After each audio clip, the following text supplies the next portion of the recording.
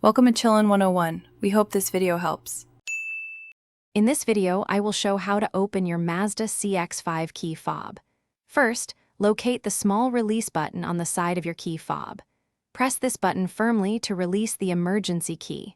Once pressed, pull the emergency key straight out from the fob. This initial step is crucial for accessing the internal components safely and without causing damage to the casing.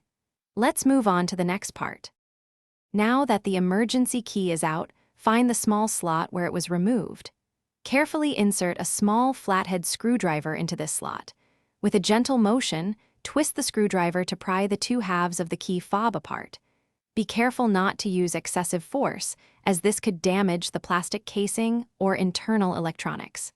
The goal is a smooth separation. With the fob open, you will see the battery. Note the battery type, which is typically a CR2032 coin cell. Carefully remove the old battery from its compartment, paying attention to its orientation.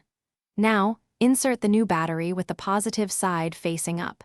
Ensure it sits snugly in place. This step is straightforward, but proper battery placement is key for functionality. To reassemble, align the two halves of the key fob carefully. Press them together firmly until you hear a click, indicating they are securely in place. Test your key fob to ensure it functions correctly.